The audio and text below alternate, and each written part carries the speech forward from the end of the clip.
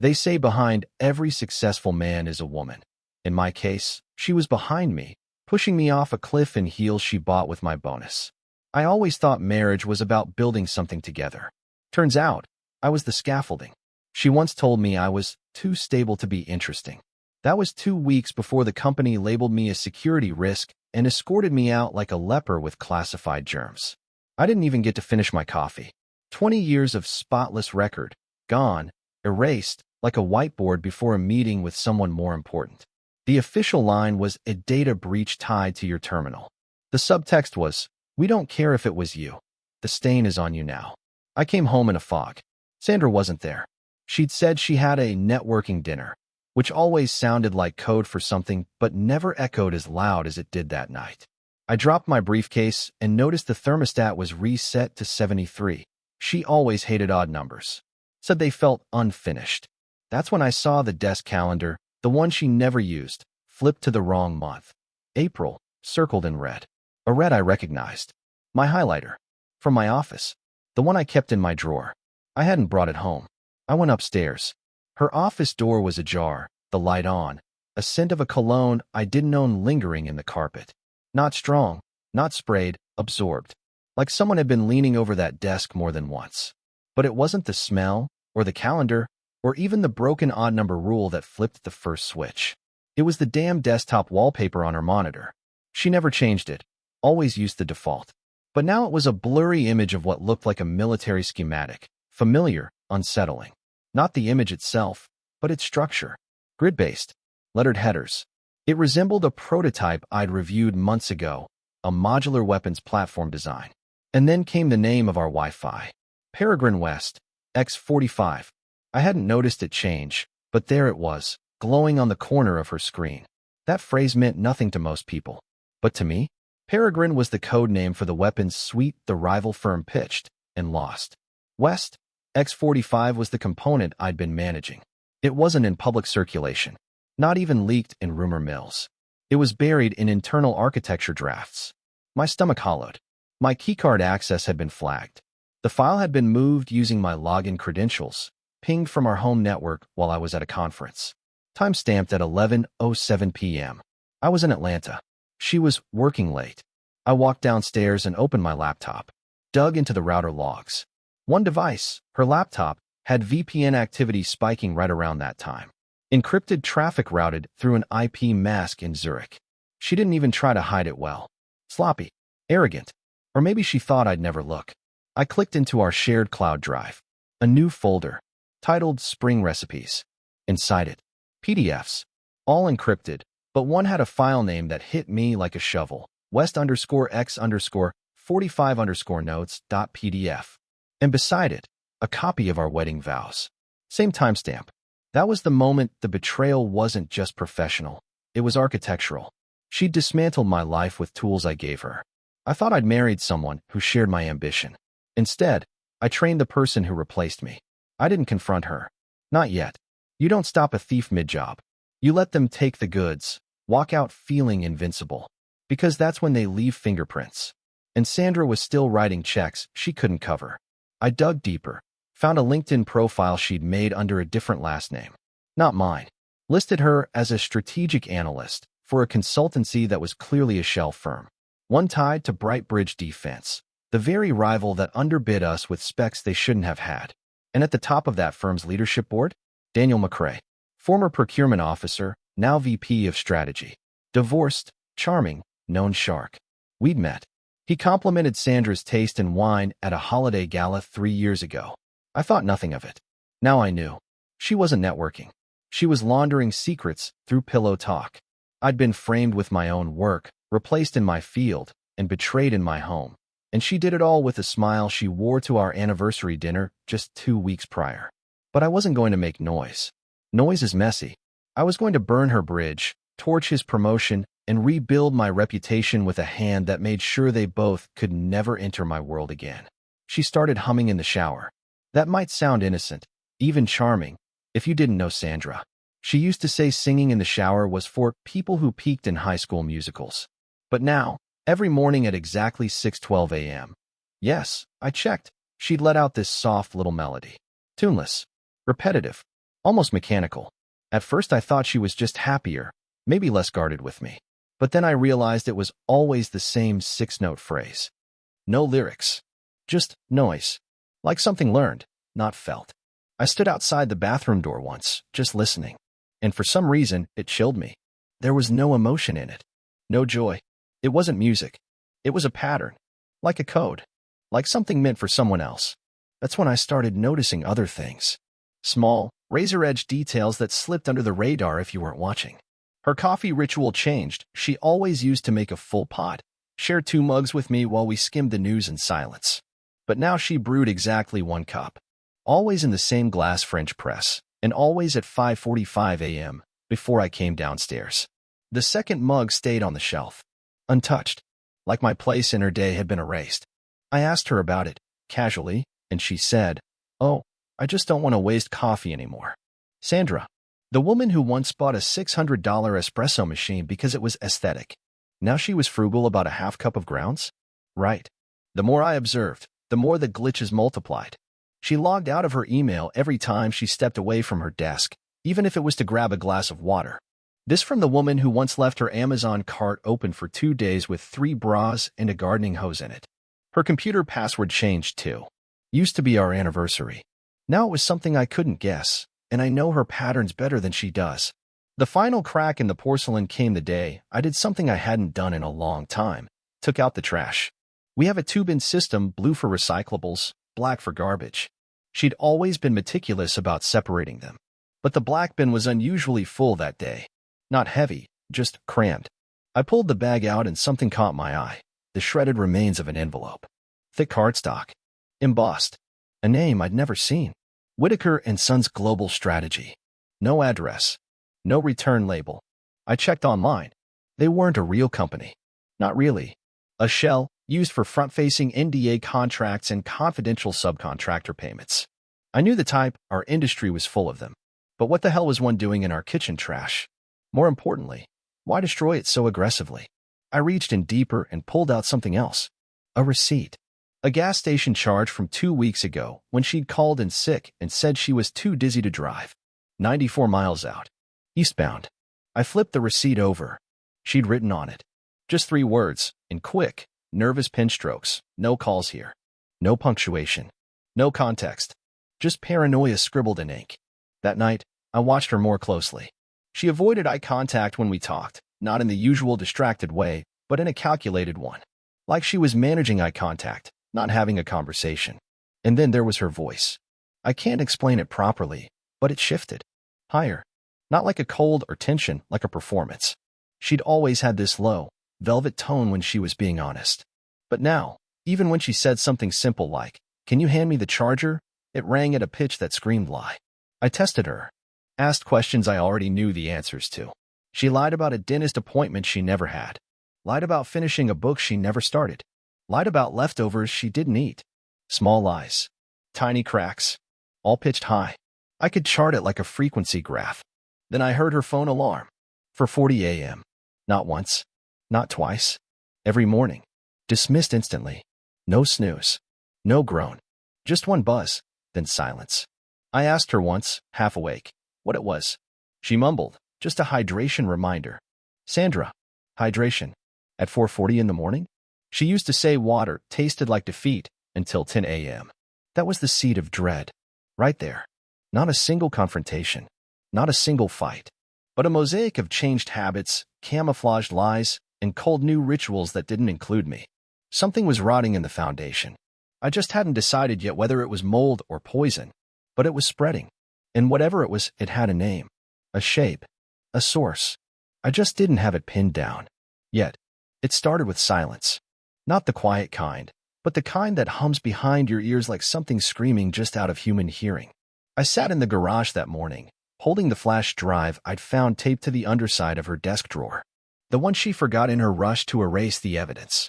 It didn't have the schematic on it, not directly. But it had the logs. Access logs. Login data. Transfer history. All pointing back to the VPN node that had gutted my career. Her machine. Her timestamps. Her IP mask. My credentials. I'd stared at it for hours, not blinking. Letting the shape of the betrayal sink in. because I wanted it to change. I wanted there to be some other explanation. But the truth is an unkind guest. It shows up early, makes a mess, and never brings wine. She came home that evening like nothing was wrong. Hair curled slightly at the ends. Heels she hadn't worn in months. Smelling like a different cologne, not mine, and not hers either. Some blend of moss and arrogance that reeked of male vanity. She tried to kiss my cheek. I turned. My skin didn't move. She asked if everything was all right. I told her dinner was in the oven, that I'd made lasagna, her favorite. She smiled. The audacity. She poured a glass of wine. I poured one too, but didn't drink it. Just stared at the rim until the red curved like a noose around the lip. When she went upstairs to change, I followed, quiet, methodical. Into our bedroom. Into the closet. I didn't grab all her things. Just a few. The red blazer she wore when she presented at that consulting retreat. The one I now knew was hosted by Brightbridge. Her black boots, the ones she said were uncomfortable but kept anyway. The silk blouse I once bought her in Vienna, back when I still believed in souvenirs. I took them outside. Didn't say a word. She came down minutes later, saw me standing at the fire pit, her clothes in a pile, matchbook in hand. She opened her mouth. I struck the match. These are the ones you wore when you ked me over, I said, my voice flat, cold. No yelling, just an executioner's rhythm. She moved toward me. I lit the pile. She froze. The fire was small but hot, and it caught fast. Synthetic materials scream when they melt, like they know they're dying wrong. She tried to speak. I cut her off. Sit down. She did. Shock has gravity. I walked inside, grabbed our wedding album, flipped to the photo of us in Sicily, where we kissed under the stone archway, and she whispered, "I'll never let anything come between us." I tore the page out, rolled it, threw it into the fire, then another, and another, not all at once. I wanted her to see each image die individually, one vow at a time. How long? I asked. She said nothing. I repeated it. Still silence. So I laughed. Just once. Sharp. Bitter. Was it worth it? The contract? The promotion? Do you think he's going to stay with you when this goes public? Her eyes flickered. That was the tell. She thought she'd gotten away with it. Thought her little shell firm, her VPN cloak, her consulting dinners were invisible. She never imagined I'd check the router logs. Never imagined I'd know what Peregrine West, X45 meant. Because she never imagined I'd stop trusting her. That was her blind spot. My faith in her was her greatest asset, until I weaponized it. She finally spoke. You don't understand. No, I cut in, stepping toward her. You don't. You think I'm going to ruin you the way you ruined me? Get you fired? Report you? No. That's not justice. That's too fast. You don't kill a disease with a gunshot. You let it starve. I stepped closer. She shrank slightly. I dropped the flash drive at her feet. This is what's left of your safety net. Her eyes widened. You think you've climbed, but you built your ladder on a grave. Mine. And you forgot who taught you where the rungs go. The fire crackled behind me. Shadows flickered across her face like guilt trying to escape. She finally broke. I didn't mean for it to go that far. That's what they always say. As if betrayal has depth. As if treason is somehow better in shallow water. I turned, walked back inside, closed the door, left her sitting there with the ashes and the weight.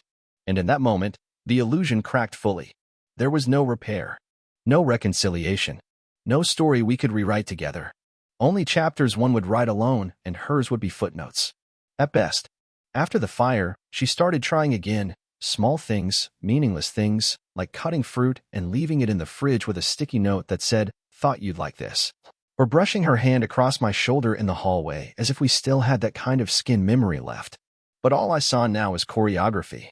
She was performing sincerity like a bad actress auditioning for a part she once played convincingly, before she forgot the script. And I started to realize how long she'd been performing. It wasn't just the betrayal of the file, or the VPN, or the contractor games. It was the entire architecture of her affection. I replayed old voicemails, the ones I used to say because I thought they meant something. "Hi babe, just thinking of you," in that same flat tone, every single time. Never any variation. Like a recording she recycled to fill space. I watched her brush her teeth one morning and caught her looking at herself in the mirror, not checking makeup, not distracted. Staring. Studying. And then her expression shifted. Not into sadness. Into something closer to plausibility. Like she was calibrating how sorry she should look. That was the moment it clicked. She never loved me. Not really. She loved the position. The access.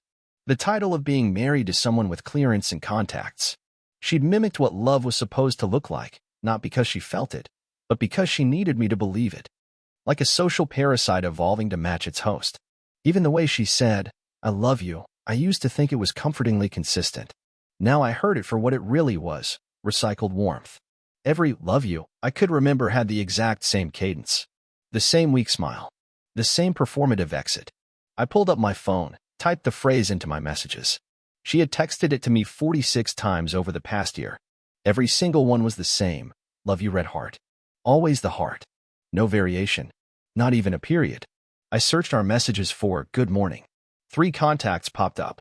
Me, a woman named Kelsey I'd never met, and a number saved only as C. All 3 had the same message. "Good morning, red heart." That heart again. Copy-paste affection. A template. And I was the idiot who thought it meant something. That's when the anger stopped burning and started freezing into clarity. That's when I shifted from victim to architect. Because once you realize your entire relationship was a con, you don't fight to save it, you fight to bury it with precision. And I had all the tools. She made the mistake of using me to get in the door. That means I know how to shut it. I stopped reacting. That was step 1. Nothing unsettles a manipulator like emotional neutrality. I made sure she never saw another outburst. No fire pits. No torn photographs. Just calm, unreadable quiet. I became polite. Predictable. Robotic. Even. She seemed relieved, which told me everything. She thought I was settling back into the old dynamic. Thought I was trying to win her back. What she didn't know was that I'd already started mapping out her destruction. Quietly. Calculated. With no witnesses. I started reviewing everything she'd accessed through our network, cross-referencing timestamps, checking for overlaps with her consulting meetings, and most importantly, tracing the reach of the stolen file. The IP address linked to Brightbridge confirmed it. She hadn't just leaked the schematic, she'd given them the framework they needed to underbid us. Which means they were complicit. And if they were complicit, there'd be a trail. Even if it was indirect. And unlike her, I had nothing to lose. That's what made me dangerous. She still had a reputation, a career, a man whose promises likely depended on her discretion.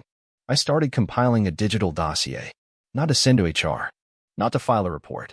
No, I had something better in mind. A series of precise, anonymous tips to a defense watchdog group known for auditing subcontractor ethics. I'd wait until Brightbridge's next round of government contract bids. Leak just enough to trigger suspicion. Just enough to stall the process. They wouldn't know what hit them, only that someone had. And Sandra? She'd be collateral damage. Not because I needed revenge, but because I needed the world to see her the way I now did, not as a victim, or a rising star, or a charismatic consultant, but as a parasite who finally killed the host. She practiced crying in the mirror. I practiced removing her from my memory. One archived message at a time. The shift wasn't loud. It wasn't cinematic. It was surgical. And it felt like waking up in a house I didn't build, with a woman who'd already sold the blueprints. She was sitting on the patio with a glass of wine when I came out, acting like nothing had ever happened, like the pile of ashes in the fire pit wasn't her wardrobe, like the silence between us hadn't curdled into something heavy and chemical. I stood there for a full 10 seconds before speaking. She looked up and smiled, that polished, pleasant smile she used when she needed the room to like her. I didn't smile back. I dropped a manila envelope on the table between us. Thick. Slightly worn at the corners. She glanced at it, then at me, the smile twitching. "What's that?" she asked, still trying to keep her voice soft. "Sweet, stupid." I sat down across from her, elbows on my knees, and said, very calmly, "It's every email, every VPN login, every time you accessed my laptop under the name of love." She didn't move, just stared like she was waiting for me to blink first. "I know about Brightbridge," I said. "I know about Daniel McCrae. I know about the files. I know it was you who sent them, Sandra. You didn't even do a good job hiding it. You just counted on me being loyal enough not to look." Still, she said nothing. Just stared. I leaned forward. "You've been screwing a ghost. I know more about him than you do. I know where he eats lunch. I know how many times he's been cited for ethical violations. I know the condo you visited. It's not even in his name. It belongs to a holding company used for quiet transactions." Her face drained. I kept going. "You think he's going to choose you when the government starts breathing down his neck?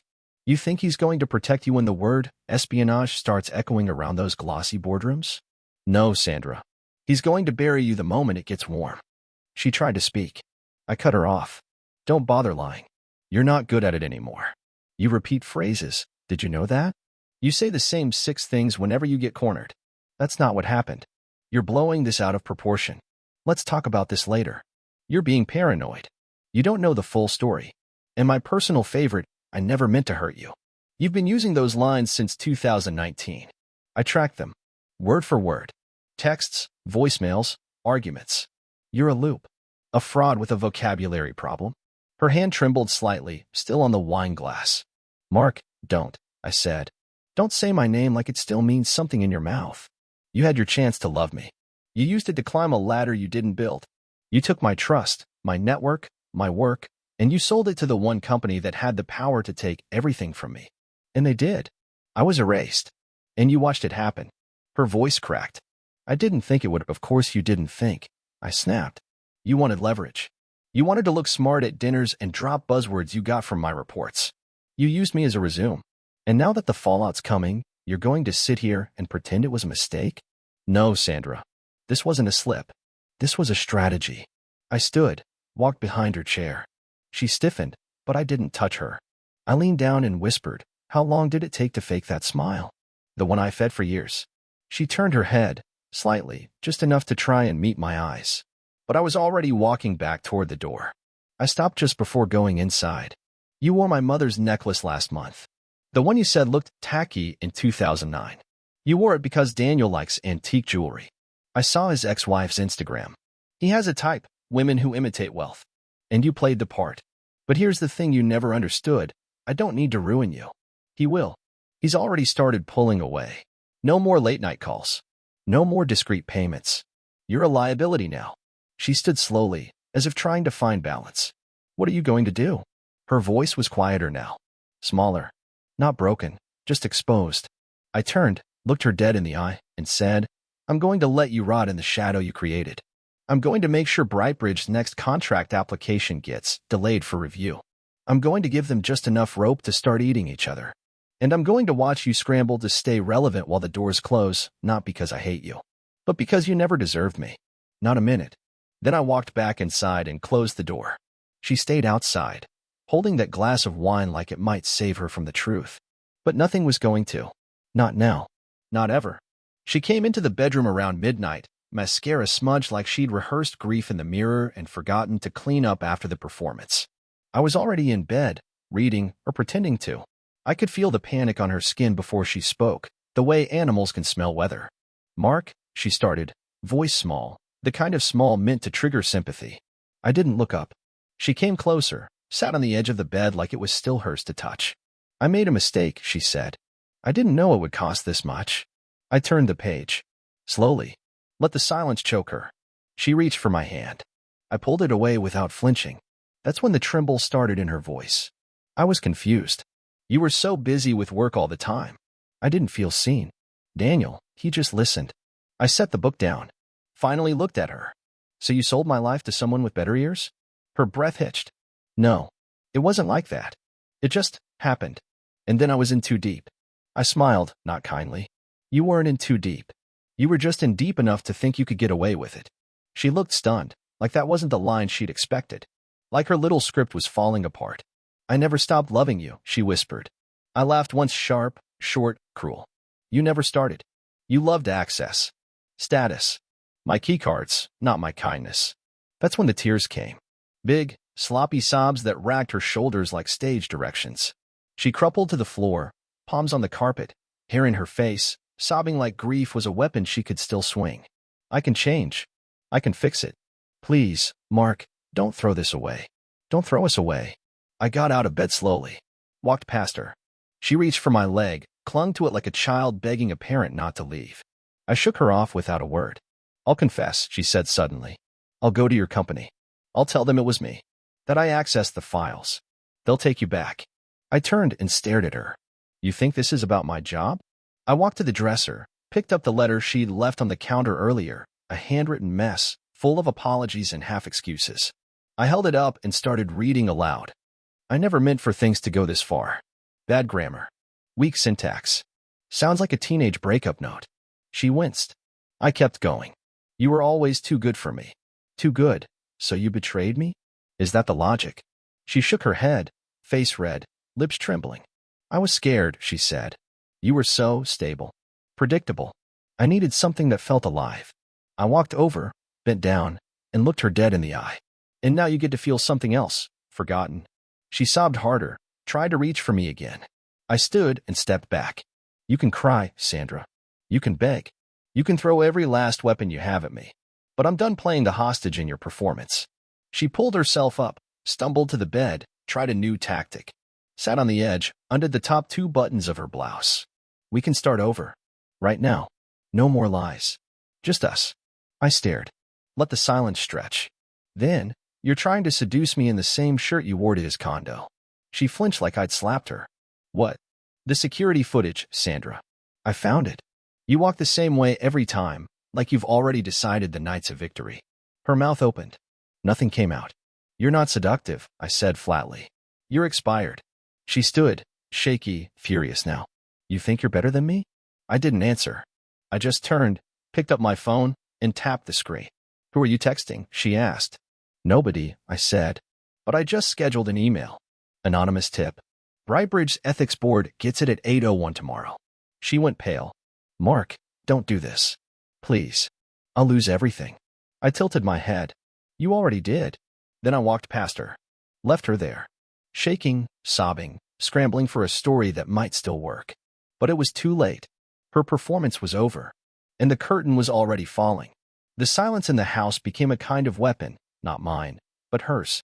She tiptoed now. Asked before touching anything. Her voice was too careful, like someone trying not to disturb a bomb.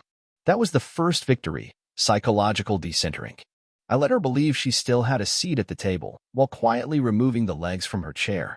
She started offering things, helping with taxes, asking if I needed access to her calendar, even offering passwords she'd already changed twice before. I took everything, smiled, said thank you. Each piece she gave me was another inch of rope she thought was for a safety net. But I had already mapped the drop. I spent every night after she fell asleep scanning backups, restoring deleted folders, cross-referencing IP traffic from our home router against confidential project file timestamps. Found everything. Not just one leak, 5. She'd been a slow leak, long before Brightbridge. Email headers, draft contracts, client lists, all stored in a hidden cloud she shared with her shelf firm contact. I cloned it, backed it up across 3 separate encrypted drives. I labeled the folders innocuously, Vacation Planning, Book Club Notes, and Budget 2020. She never looked twice. Her digital footprint was now mine. I studied her behavior like a field agent. I learned her habits, her phrases, her triggers. Every time she asked a question, I noted how she phrased it. Where were you today? Meant she had something to hide. Did you get lunch? Meant she'd already checked my location. I used those patterns to shape my responses, to build her trust back artificially. I let her think the storm had passed. That was key. She needed to feel safe again before I triggered the fall. She gave me access to her new laptop when she wasn't looking, not through force, but through engineered complacency. Left it open. Left the cloud drive signed in. I installed a simple keylogger.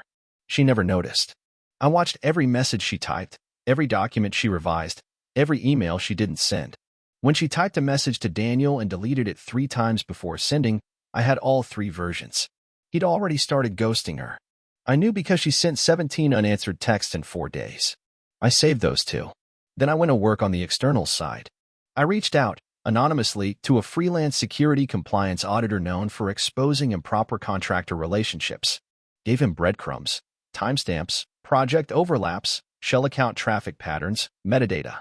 Not enough to trace back to me, just enough to create noise. Then I scheduled the final blow, a package sent to Brightbridge's legal department via an anonymous secure drop containing a compiled folder labeled Unethical Access, Risk Assessment Dossier. Inside, a full log of the VPN transactions tied to my stolen work. Screenshots of her email activity. 2 doctored memos she'd sent to McRae using repurposed internal data from my project. The nail in the coffin? A signed NDA she forgot she signed 3 years ago, with a clause explicitly forbidding disclosure of experimental data to third parties. I'd had her re-sign it last month under the guise of updating joint estate planning documents. I told her it was for tax reasons. She didn't read it. She just signed. I watched her pen shake slightly, probably thinking she was repairing something. Really, she was forfeiting any legal footing she had left. The final step was personal. I created a private drive, uploaded every screenshot, every draft, every image of her with him, labeled it Sandra's Legacy, and sent the link to her personal email. No subject line, no message, just the evidence, waiting to be discovered. She'd open it in private. She'd see how thoroughly I had seen through her, how deeply I had burrowed into the rot she thought she'd hidden, and she'd know it was too late. I made sure the email tracker pinged as read. It did. At 2:17 a.m. 3 minutes later, I heard the first door slam downstairs. She moved through the house like a hunted animal, checking locks, pacing, opening drawers. The next morning, she didn't speak, didn't try to apologize, just stared at her coffee like it might reveal a reset button. But there wasn't one, because the trap had already been sprung. Not loud, not dramatic, but absolute, and the fall was still coming. She came home from what she claimed was a yoga class, but her makeup was too precise and her perfume too strong, the same one Daniel used to compliment. She opened the door, phone in hand, already crying. Not quiet tears, loud, theatrical sobs. She didn't see me sitting at the table until she stepped into the kitchen. Her mascara was running, her hands shaking, her voice caught somewhere between panic and disbelief. "They fired me," she choked out. "They just packed up my office and said legal would be in touch." I didn't move, didn't blink, just sipped my coffee and let her fall deeper into her spiral. "Mark, they had screenshots of emails. They said I violated my NDA." Her eyes darted, searching for the old version of me, the one who would have consoled her, made a call, found a solution. But that man had died the day she sold my career for pillow talk. "Daniel won't answer," she whispered, almost to herself. "He hasn't answered in days. I think," she stopped, eyes wide. "You sent him something, didn't you?" She said it like she was discovering gravity. I didn't answer. Didn't need to. She sank into a chair across from me, still holding the phone like it might warm her. "My accounts," she said. "My checking account, it's frozen. I tried to pay for gas and the card got declined. They said there was an investigation." I raised an eyebrow. "Funny," I said. "I thought you kept that one off the books." She blinked. "How do you know about that?" I tilted my head. "How do you think?" That's when her phone buzzed. A single vibration. She checked it. Her face changed. Hollowed out. Then rage. Then panic. "My Instagram's gone," she said. "Facebook too. What the hell did you do?" I leaned forward slowly. "Nothing you wouldn't have done to me, if you'd been just a little smarter." She stood, pacing now, muttering to herself. "They're all gone. They all unfollowed me. Every single one." I watched her spiral.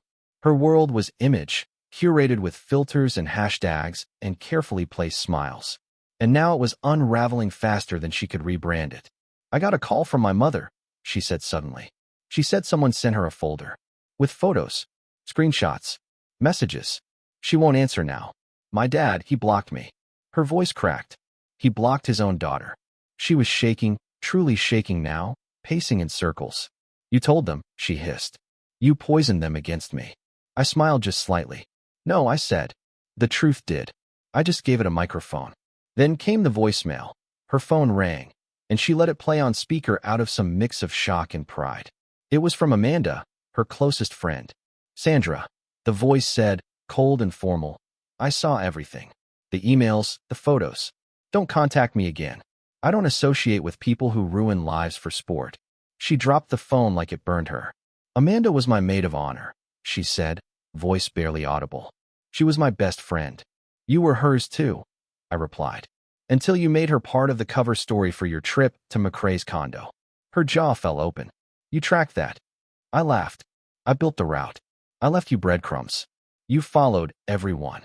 She dropped into the chair again. Not crying now. Just empty. "It's all gone," she said quietly. "Everything." I nodded. "That's the thing about burning bridges, Sandra. Sometimes the smoke reaches places you didn't plan for." Then came the last blow, the doorbell. She didn't move. I stood, opened the door, and handed her a thick envelope. She stared at it. "What's this?"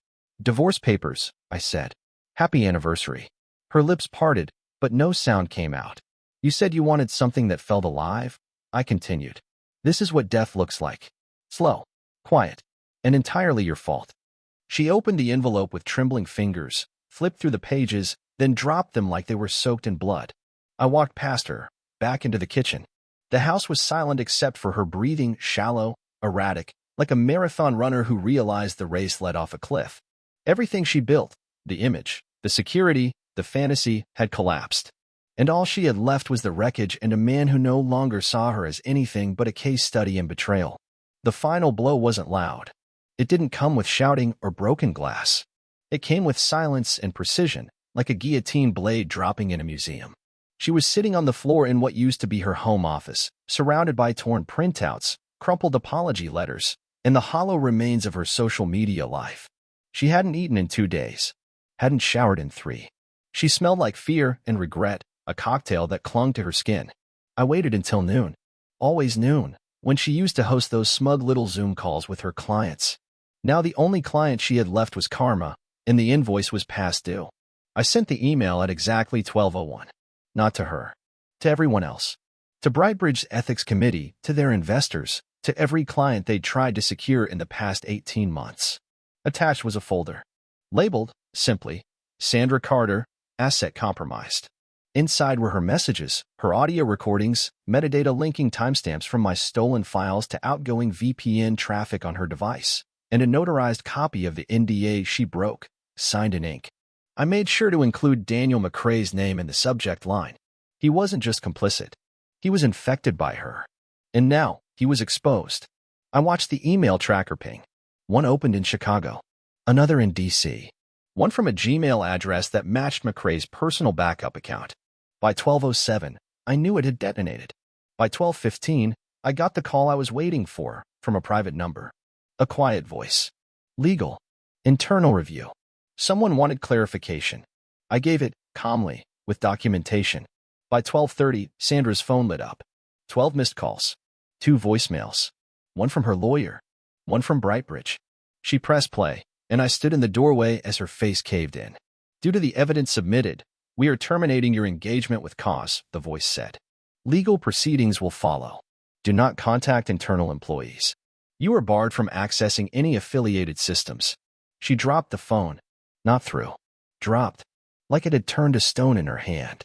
I walked past her, placed a stack of documents on the desk, printouts of all the contracts she'd leveraged to boost her fake credentials. I highlighted every clause she'd violated. At the top, a letter from a DC watchdog group confirming they'd opened an investigation into Brightbridge's recent contract win, due to anonymous tips suggesting insider collusion. You thought your betrayal was a shortcut, I said, voice calm, steady. It was a dead end with good lighting. She didn't answer, just stared at the floor like it might forgive her. I walked back to the front door, picked up the key ring, hers, and dropped it into the envelope labeled Final Property Exit. Inside was a copy of the car title, the one I'd transferred yesterday. I sold it, liquidated it, donated the proceeds, every last cent, in her name, to a military veteran's mental health fund, the same one whose funding her leak nearly compromised. You always said you wanted to give back, I said. Now you have. She flinched. That was new. Flinching. She'd never shown fear before. Not real fear. But now, she knew there was no mask left. No friend to lean on. No job to justify her cruelty. No man to seduce into saving her. The last piece came at 1 p.m. An alert. I'd scheduled a post. Not from me, but from an anonymous account I built weeks ago. A curated thread of screenshots, timestamped and cross-referenced, posted to a quiet but respected defense industry whistleblower forum. No names. Just facts. But anyone who mattered would know who it pointed to. Anyone who knew her would know who wrote those emails. Anyone who still clung to a shred of doubt would now see it burned. I didn't tag her. I didn't need to. She saw it anyway. Her friend, Amanda, sent her a screenshot. No comment. Just the image. That was all it took. She let out a sound I'll never forget. Not a cry. Not a scream. Something in between, like a soul trying to climb out of a body that was already rotting. She stumbled toward me, eyes wide, mouth trembling. Why? She asked. Why couldn't you just leave me? I smiled. I did, I said. But you left the door open. So I burned the house down on my way out. And then I walked past her. She didn't follow. Couldn't. She was too busy watching the wreckage finally catch fire. She still lives in the city. Different zip code. Smaller place. Rented. Word is, she's trying to freelance now, branding consultant, or some other made-up title for people who've burned every real bridge they had. I haven't spoken to her since the day she watched her world disintegrate piece by piece with her name stamped across every collapsing wall. She sent one letter. Handwritten. Said she forgives me. Imagine that. The woman who detonated my career, fed my legacy to a man with a better smile, and bled loyalty from me like a slow leak, forgives me. I didn't open it. Just slid it into a file labeled irrelevant. I kept everything. Every receipt. Every message. Every detail. Not for legal reasons. Not even for closure. Just as a reminder that survival sometimes means becoming the version of yourself you were taught to fear. I walk different now. Not lighter, cleaner. I don't carry her anymore. Not her perfume. Not her betrayal. Not even her name. I scrubbed her out of my systems like malware. She's not even a ghost. Just a file I no longer need to access. You want to know if it was worth it? You want to know if I sleep better now? If the revenge satisfied me? Let me ask you this instead. How many pieces of yourself are you willing to give to someone who's already measuring your usefulness in silence? How long would you stay loyal to someone who sold your life while asking if you wanted wine with dinner? She never stabbed me in the chest. She handed me the knife and watched me slice my own throat, all while smiling like I was choosing it. And that's the difference between betrayal and destruction. Betrayal is personal. Destruction is strategic. She did both. So I returned the favor. Not with fists. Not with rage. With quiet planning. With truth. With patience. I let her unravel herself. I handed her nothing she didn't already build. And when the fall came, I didn't even push. I just watched. And now, I live in a cleaner space. No performance. No editing my words to protect someone else's lies. Just stillness. Just strategy. I didn't win her back. I didn't try. I won my clarity. I won my spine. I won the silence of knowing I will never again apologize to someone for not being stupid enough to let them ruin me twice. She thought I was the safe one. The fallback. The man with steady hands and no edge. But edges aren't visible until you bleed. So go ahead, ask yourself, what would you have done? What do you do when the person sleeping next to you sells your name like stock in a dying company? Do you forgive? Or do you remind them, piece by piece, what it feels like to be irrelevant in a system you once thought you owned? Because I'll tell you the truth. I didn't get justice. I built it. And now that the ashes are cold, I'll leave you with just one question. If someone burned your name, how long would you wait before lighting the match back?